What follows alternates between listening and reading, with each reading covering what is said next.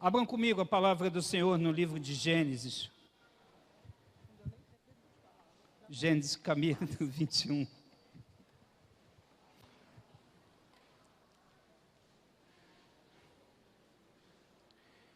Gênesis, capítulo 21.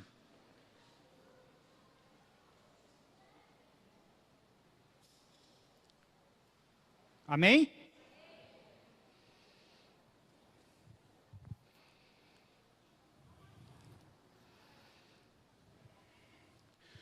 O menino cresceu e foi desmamado.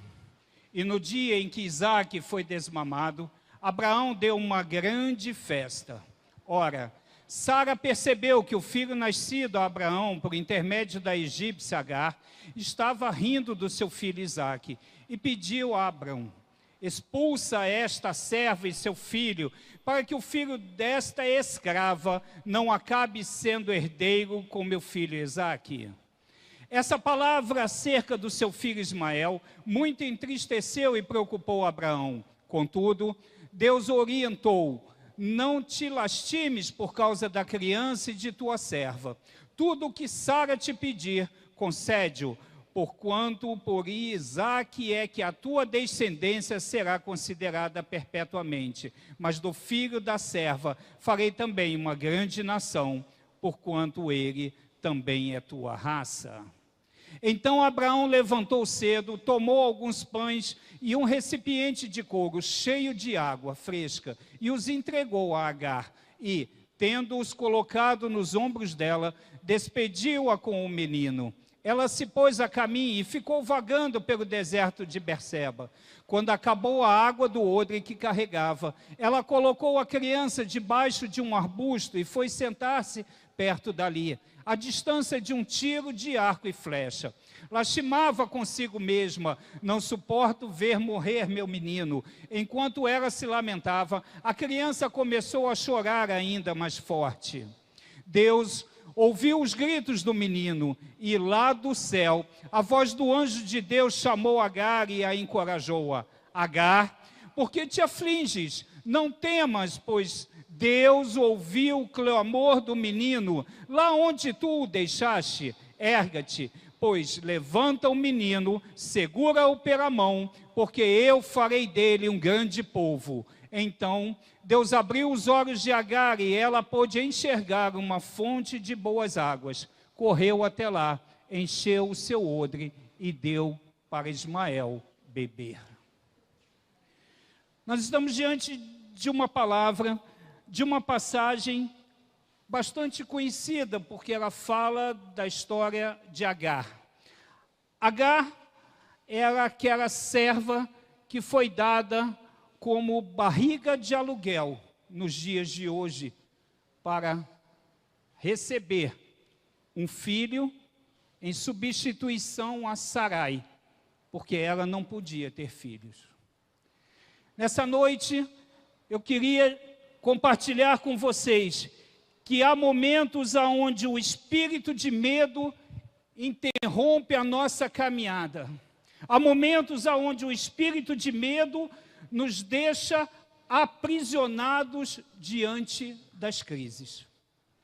O que mais comum e o que mais nós temos visto é que estamos atravessando momentos de crise.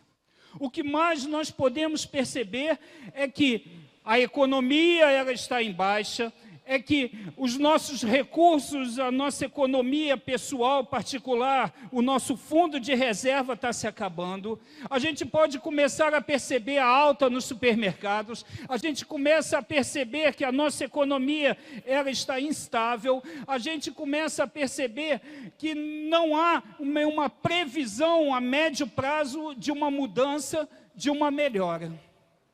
Nesses dias, nós ficamos amarrados. Nesses dias, nós ficamos amedrontados com o que pode acontecer. São nesses dias que o Senhor, Ele quer fazer algo diferente na tua vida e na minha vida.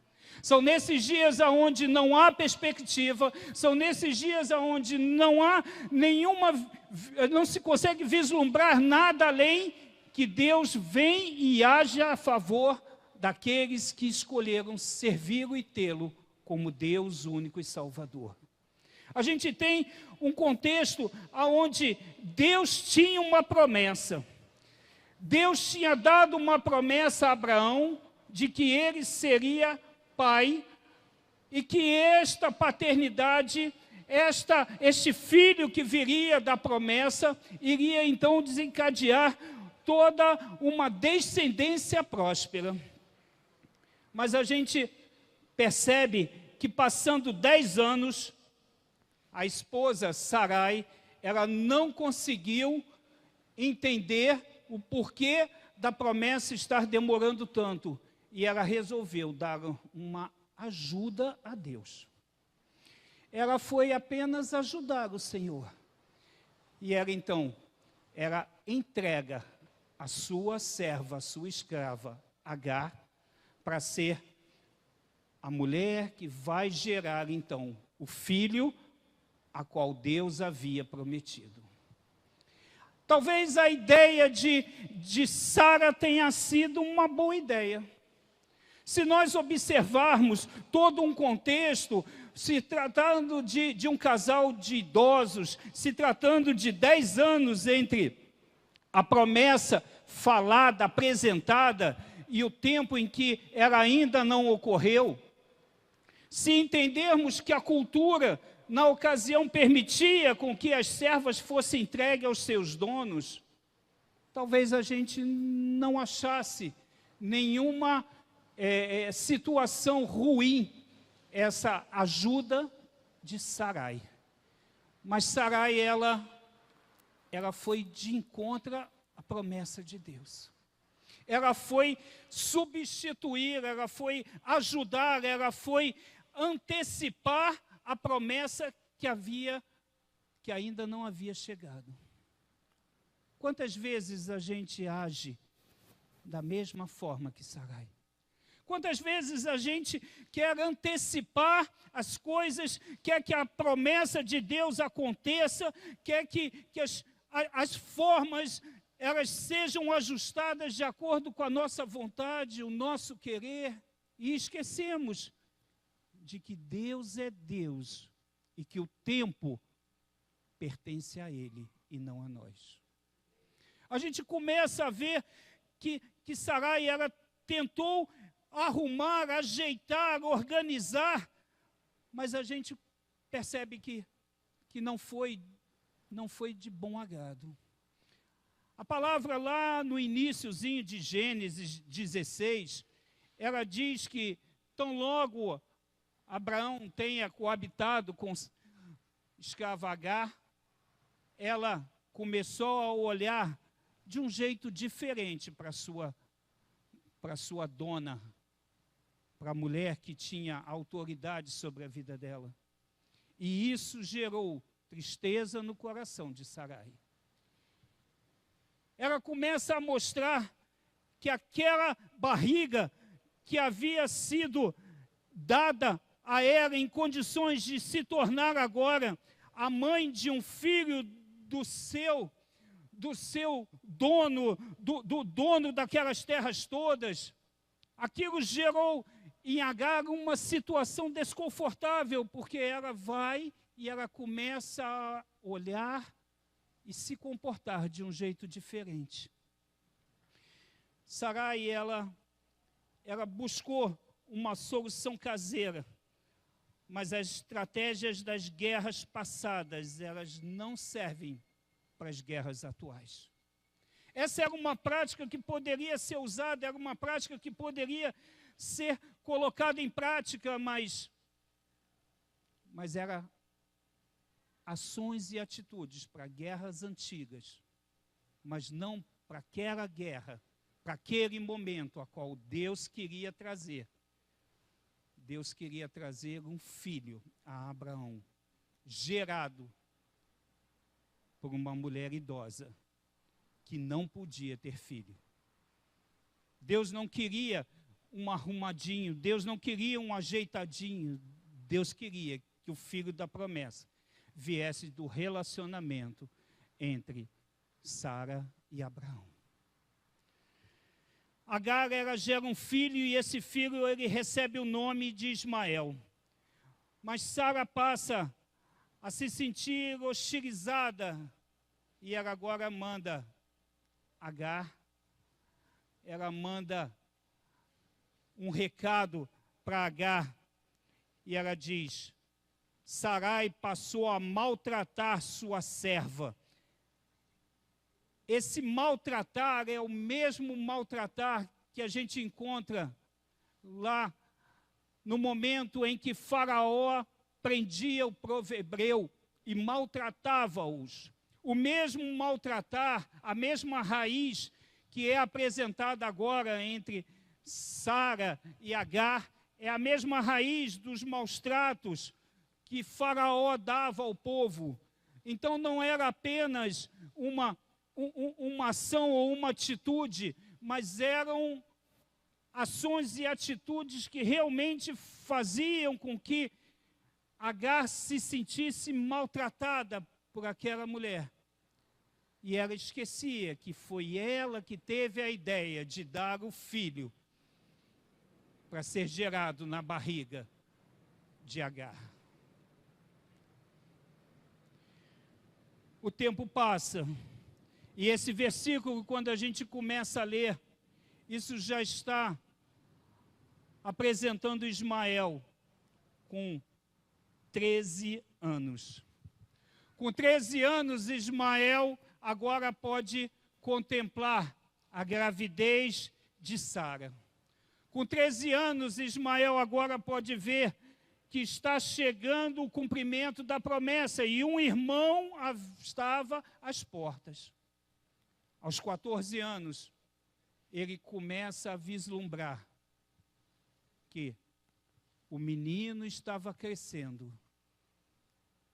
E a mãe, Sara, ela começa a perceber que havia um risco de perder, de dividir a herança de Isaque agora com Ismael. Agora começa a história. Agora começa toda uma situação de medo e pânico. Agora começa uma situação onde Abrão se vê na obrigação de expulsar a serva, mas também a mãe do seu filho. E eu lembro que isto, na cultura judaica, ter um filho com uma serva era algo que era permitido. E o marido tinha a obrigação de cuidar, ele tinha a obrigação de sustentar aquele filho, mas Sara havia dito: manda, bote lá no iniciozinho.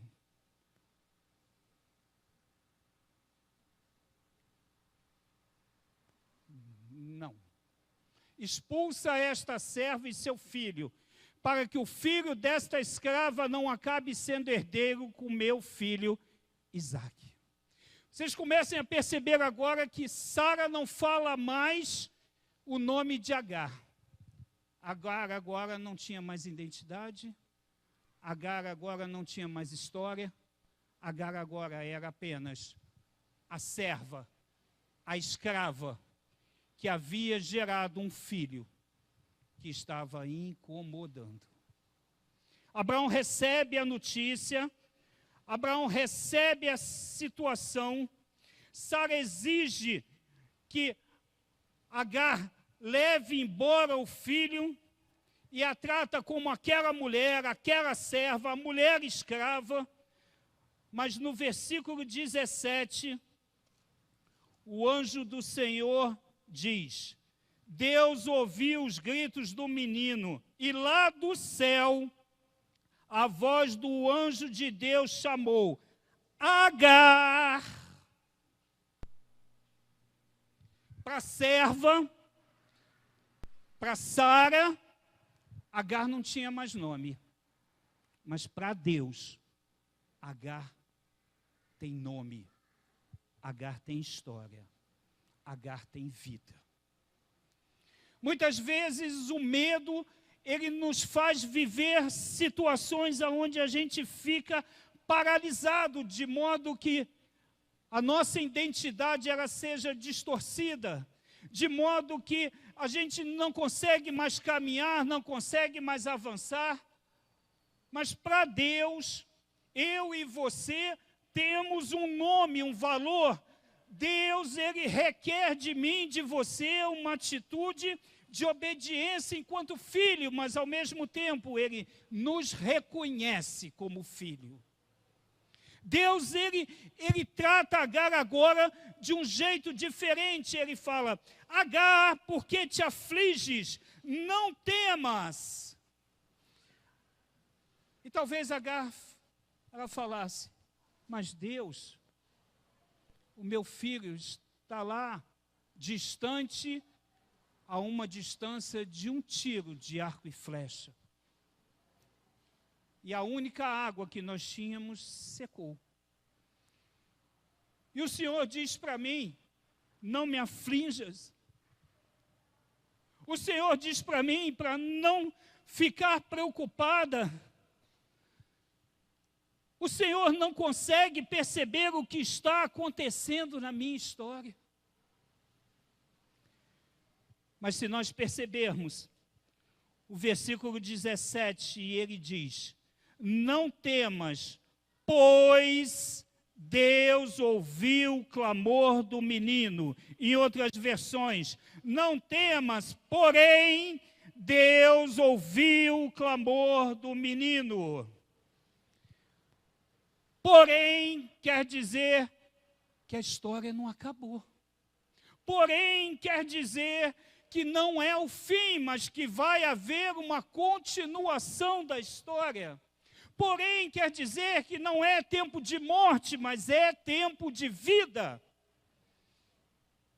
O Senhor traz a mim e a você nessa noite a revelação de que, mesmo que esteja diante de nós crises, mesmo que esteja diante de nós situações onde a gente não consegue enxergar o que tem além desses muros, o que tem além desses dias, o que tem além desses meses, o que tem lá em outra nação, lá do outro lado da rua, aquilo a gente não consegue ver, mas Deus diz: porém, eu estou no controle de tudo. Porém, a vida, porque vocês são meus filhos. Deus tem algo para cada um de nós. Deus tem algo para fazer em cada um de nós, de modo que a gente não fique preso, que a gente não fique acuado pelas situações de medo, mas que a gente possa continuar, que a gente possa caminhar, que a gente possa evoluir dentro do propósito de Deus, sem olhar quais são as dificuldades, sem olhar quais são as perspectivas da economia, do mundo, quais são as perspectivas que estão se apresentando na nossa conta. Deus não está preocupado com isso, porque o ouro e a prata pertencem a Ele. É nos dias de crise, é nos momentos de crise que nós temos oportunidade de viver algo sobrenatural. É nos dias de crise que nós viajamos quando ninguém viaja. É nos dias de crise que nós saímos quando ninguém sai. É nos dias de crise que nós temos oportunidades de viver comunhão, de estarmos vivenciando situações quando está todo mundo desesperado. Quando está todo mundo sem saber o que fazer, sem saber como vai ser a segunda-feira. E nós estamos na casa do Senhor. Nós estamos buscando na fonte de água viva o alimento que vai nos sustentar por toda uma passagem, por toda uma semana. Por muito tempo, os meus domingos eram aprisionados dentro de uma agência bancária, de uma direção de um banco multinacional nessas épocas, porque a gente vivia fazendo contas em cima de contas para poder rever qual seria a melhor forma de buscar gerar um lucro que atendesse à dificuldade, que atendesse o momento econômico. E eu passava o dia e a noite fazendo contas, com toda uma equipe, um aparato de pessoas capacitadas para poder identificar que aquele resultado que estávamos buscando para que cada agência desse, agora ele fosse deixado de lado, mas que precisaria vir algo que atendesse. Hoje a minha cabeça está em estar na casa do Senhor. Eu brincava esses dias e eu falava assim, falava com Glaucio, que é preciso apenas frações de segundo para eu deitar e logo pegar no sono. Porque o meu Deus, Ele me dá paz. Eu descanso. E a palavra dele diz que Ele cuida das minhas necessidades. Esse mesmo Deus que cuida da minha vida, esse mesmo Deus que cuida da história de Agar, é o mesmo Deus que cuida da tua vida e da tua história, é o mesmo Deus que fala para você não ficar aprisionado aos medos, os medos que a mídia traz, os medos que a conta bancária apresenta, os medos que os vencimentos estão sobre a mesa, os medos em casa, os medos na família, os medos na tua história. O Senhor diz para você evoluir, o Senhor diz para você caminhar, o Senhor diz para você não olhar aqui, mas olhar altaneiramente o que está acontecendo lá no horizonte, porque Ele está cuidando de tudo que eu e você precisamos.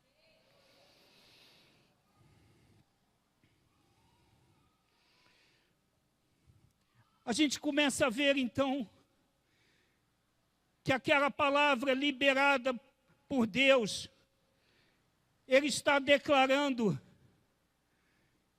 que no deserto não vai haver morte. Eu profetizo na tua vida, dizendo que o tempo de escassez, o tempo que a economia está parada, o tempo que eles tentam apresentar, uma situação de aprisionamento, de dificuldade, eu quero dizer que este deserto não é para a tua morte, mas é para glorificar o nome dEle neste momento. É nesse momento que você precisa. É no deserto que não é para te matar, mas é no deserto que Ele vai te preparar na altura, no comprimento, na profundidade que você precisa para que o nome dEle seja glorificado na tua vida. Deserto não é lugar de morte para aquele que tem Cristo como seu Salvador. Deserto é lugar de aprimoramento. Deserto é lugar de crescimento. Deserto é lugar de intimidade, relacionamento com Deus. Isaías 41. Eu tirei? Bem. Isaías 41, 10. Isaías 41, 10, ele traz o entendimento.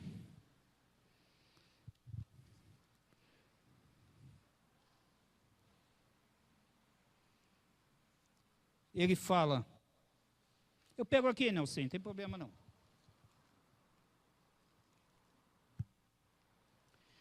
41, versículo 10, ele diz: por isso não temas, porque estou contigo, não te assustes, porque sou o teu Deus. Eu te fortaleço, ajudo e sustento com a mão direita da minha justiça. Essa passagem era fora de um conceito profético de mudança de identidade e de uma aquisição de força. Essa passagem traz a mim e a você o entendimento de que a identidade que tentaram distorcer, a identidade que tentaram roubar, ela não tem importância, ela não tem ação nenhuma sobre a minha vida e a tua vida, porque o Senhor nos escolheu para sermos seus filhos. Por isso que Ele traz para nós esse entendimento, o entendimento de que a mudança de identidade que o mundo quer fazer sobre nós e a implantação de fragilidade da minha vida, ela não consegue ter êxito, porque Deus é o nosso sustentador. Deus é o nosso sustentador. Por isso não temas, porque estou contigo. Não te assustes, porque sou o teu Deus. Eu te fortaleço, ajudo e sustento com a minha mão direita, uma mão de justiça.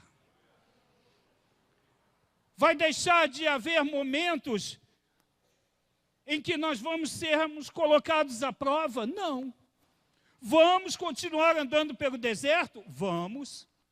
Vamos continuar sendo tomados por situações onde a mídia tenta nos amedrontar, tenta nos prender? Sim. Mas o nosso Deus, Ele está conosco. Ele é o Deus.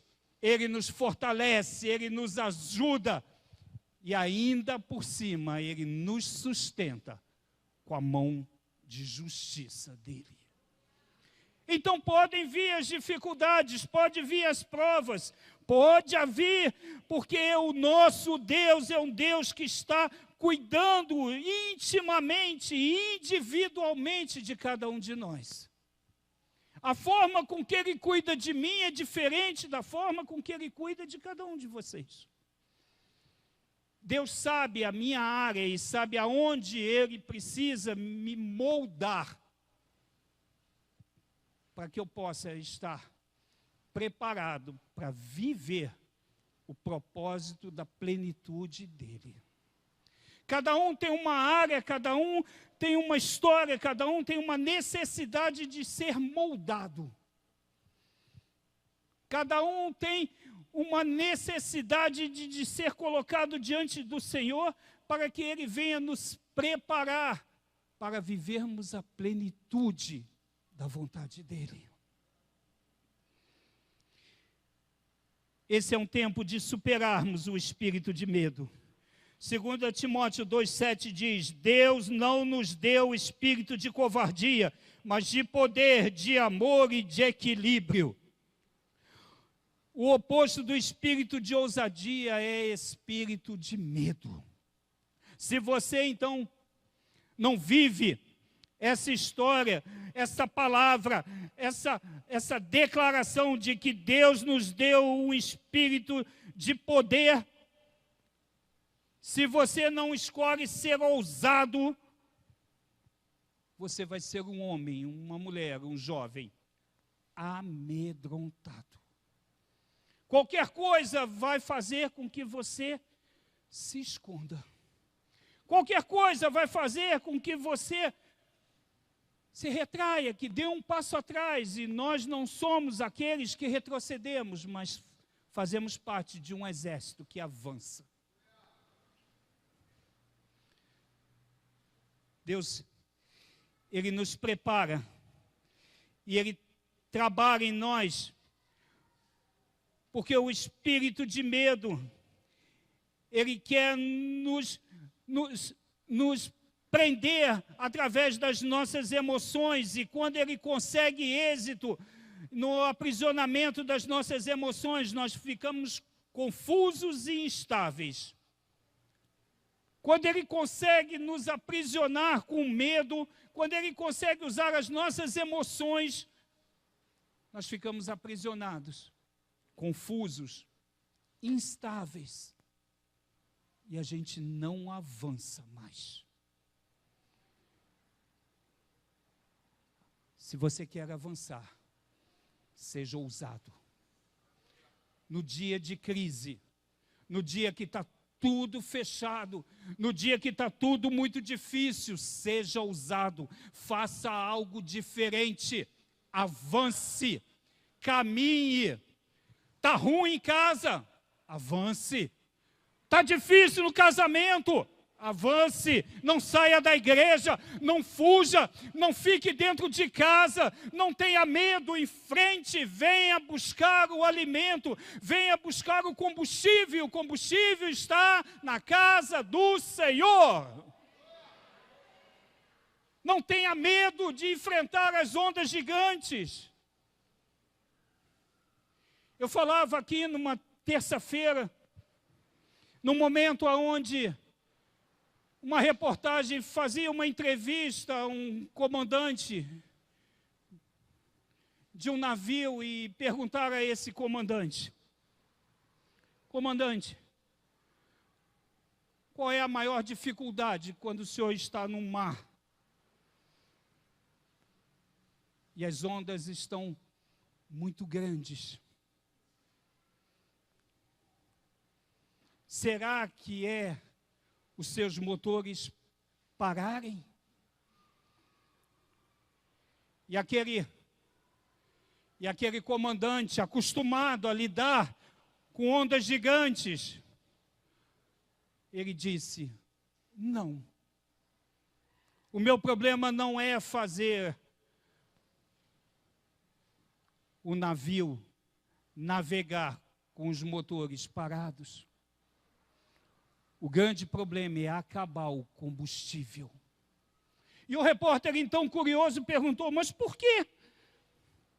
Por que que acabar o combustível é mais difícil, é mais importante do que ter um ou outro motor parado? E ele disse: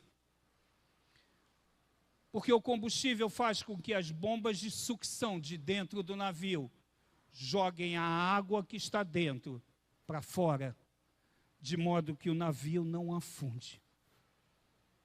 O Senhor está dizendo a mim e a você nessa noite, que não importa se as ondas são altas e baixas, não importa se hoje eu estou embaixo e amanhã eu estou em cima, o que não pode faltar na minha vida e na tua vida é combustível, o que não pode faltar na minha vida e na tua vida é azeite, o que não pode faltar na minha vida e na tua vida é o óleo da unção.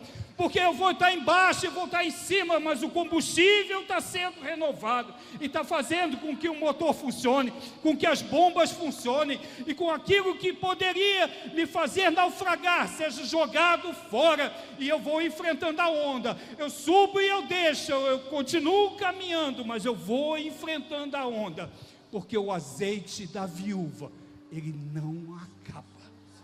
O teu azeite não pode acabar. Você tem que ter vasilhas, você tem que ter panelas, você tem que ter reservatórios suficientes para estar buscando o azeite do altar do Senhor, de modo que Ele, dia e noite, venha te renovando, para que você enfrente os dias de tempestade, de ondas altas, os dias em que você não consegue enxergar nada do outro lado, mas o azeite, o óleo da unção, ele te sustenta. Amém?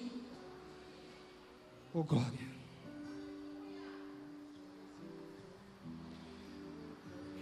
Para você ter um espírito vencedor, você precisa ter intimidade e comunhão com Deus.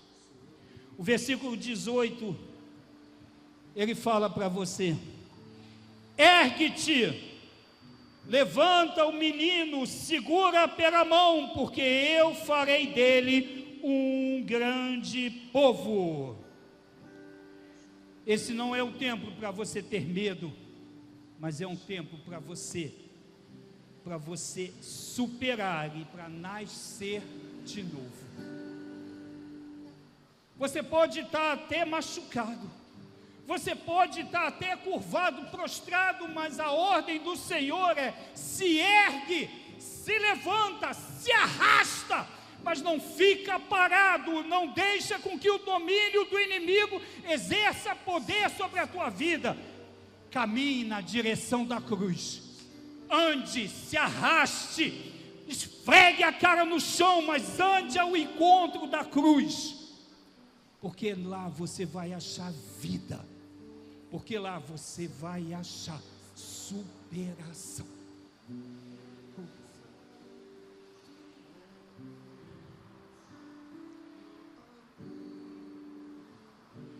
Dia a dia a gente está aprendendo a viver em ambientes tumultuados. 1 Coríntios 2,9 diz: olho algum jamais viu, ouvido algum nunca ouviu, e mente nenhuma imaginou o que Deus predispôs para aqueles que o amam. Não importa o que você não consegue enxergar, não importa o que você está passando, Deus tem um olhar, uma história, Deus tem um propósito, Deus tem algo para fazer em você, depois com você, e quando você estiver todo pronto, moldado, agora Ele vai fazer através de você. Primeiro Ele cuida de você, cuida das tuas feridas, cuida das tuas dores, cuida da tua alma, cuida dos teus medos. Agora Ele vai cuidar através da tua vida, e Ele começa a te preparar para que você, com autoridade, exerça aquilo que Ele previamente determinou nos dias em que Ele escreveu sobre cada um de vocês.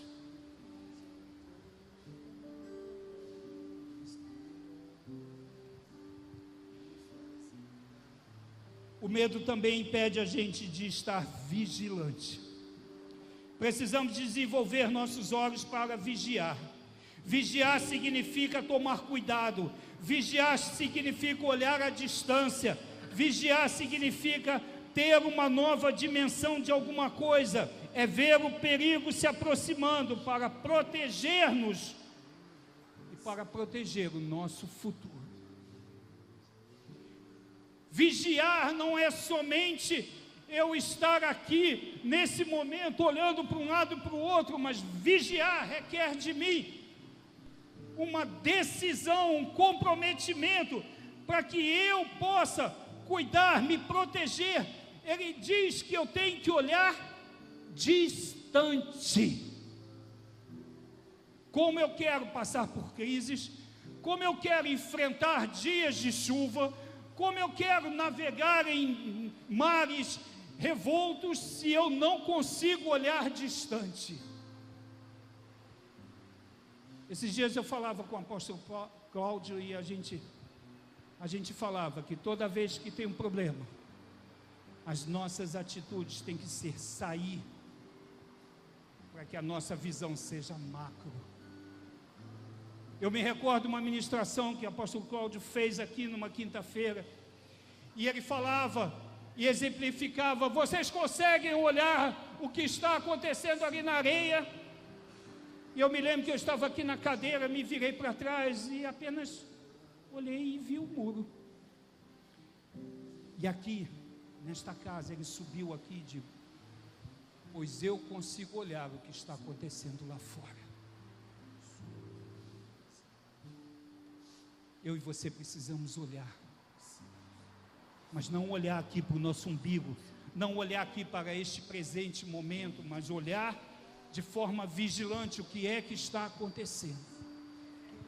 Olhar o que está por detrás daquilo que eu não consigo enxergar.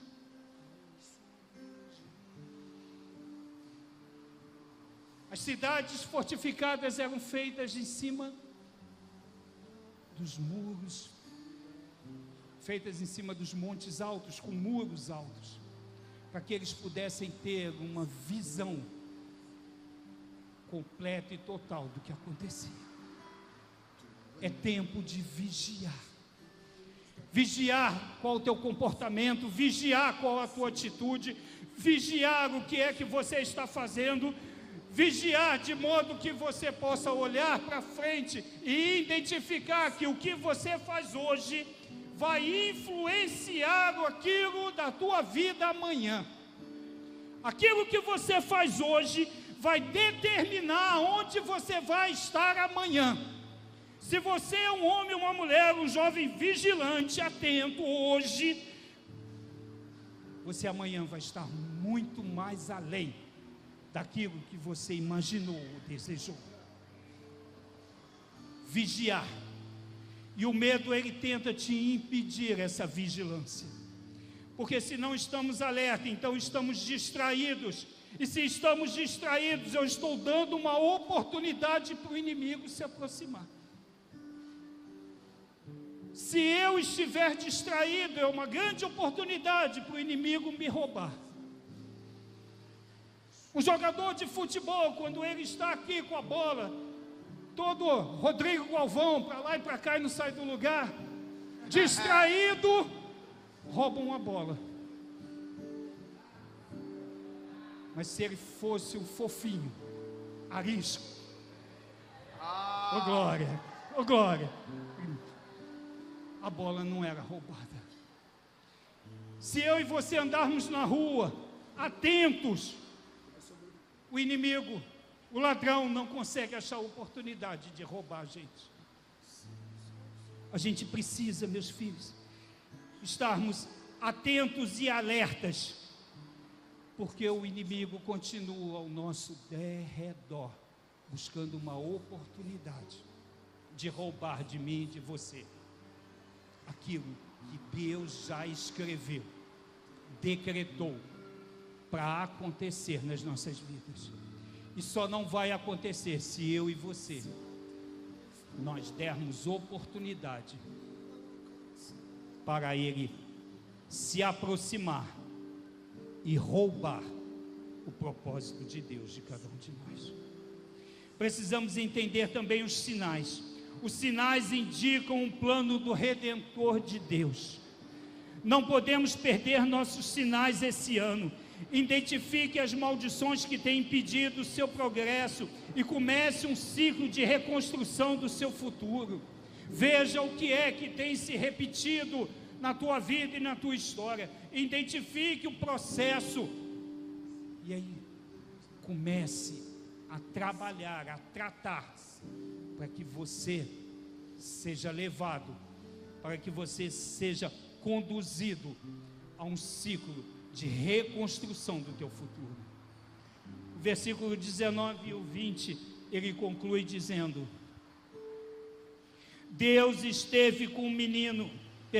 então Deus abriu os olhos de Agar, e ela pôde enxergar uma fonte de boas águas. Correu até lá, encheu seu odre e deu para Israel beber. Deus esteve com o menino, ele cresceu, habitou no deserto e tornou-se um flecheiro.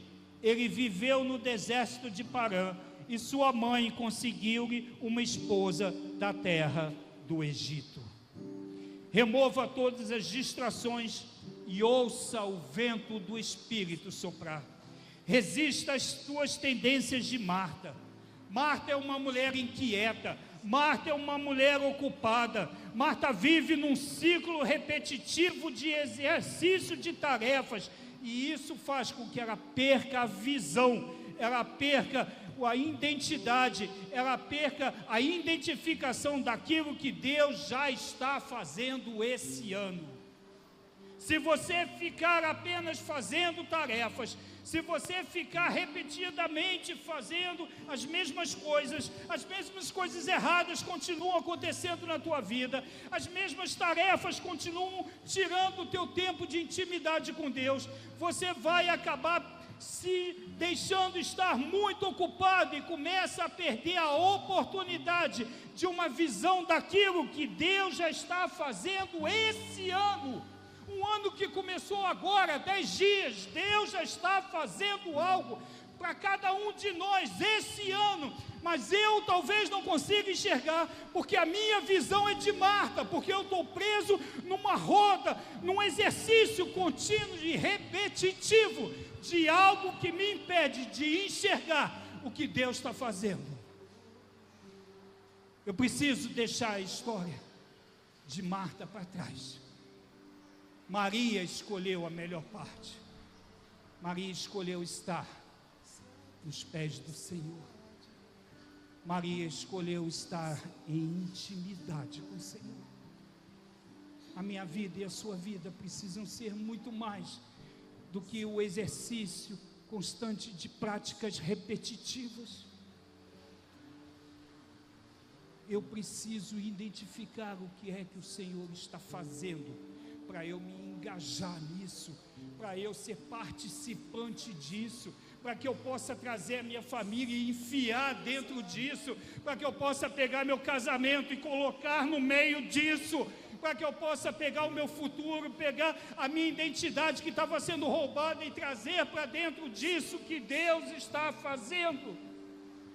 Eu não posso andar apenas com a visão de algo que vai acontecer lá na frente. Eu não posso ficar apenas falando, vivendo, sabendo que o ano 5, 7, 7 e meia vai chegar, que eu vou viver o ano do jubileu e vou sentar aqui no chão e vou ficar aqui parado, esperando as coisas acontecerem, sem ter intimidade, sem buscar correção, sem buscar relacionamento com Deus, porque vem um ano 5, 7, 7 e meia, porque vem um ano de 50 anos, em que jubileu vai me permitir viver coisas que eu não vivi lá atrás, mas eu vou ser uma Marta, eu vou ficar sentado, repetindo os mesmos erros e as mesmas histórias, até que o medo venha e me aprisione naquele lugar. E o ano 5, 7, 7 e meia chega, e os 50 anos de jubileu chegam, e eu não consegui viver, eu não consegui me envolver com aquilo que Deus queria que eu fizesse, que eu participasse. E aí eu vou ter que esperar outros 50 anos. E se eu não tiver mais idade para isso, perdi a plenitude de Deus. Talvez tenha ganho até a minha salvação, mas perdi a oportunidade de viver a plenitude, de ter a minha casa, de ter a minha família, de ter a minha história construída, sustentada pela palavra. Pela palavra que tem poder, que cura, que restaura, pela palavra de vida e não de morte. Se eu escolhi decretar que eu e a minha casa serviremos ao Senhor, então isso tem que começar dentro de mim, para que eu possa então agora contagiar a minha casa, a minha família, o meu bairro, a minha cidade, o meu estado, o meu país, a minha nação, e aí ganhar as nações por herança. Amém?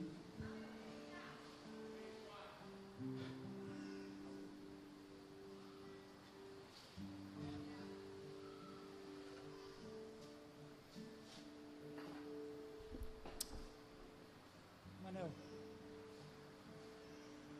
traz de novo aquele louvor. Os céus começam a se abrir. Os céus começam a se abrir. Toda a terra se dobrou a ti. Leva-nos em tuas mãos pelas portas da cidade, a Nova Jerusalém. Tua noiva vai entrar. Os céus começam a se abrir. Toda a terra se dobrou a ti. Cristo, Rei dos Reis, veio nos buscar.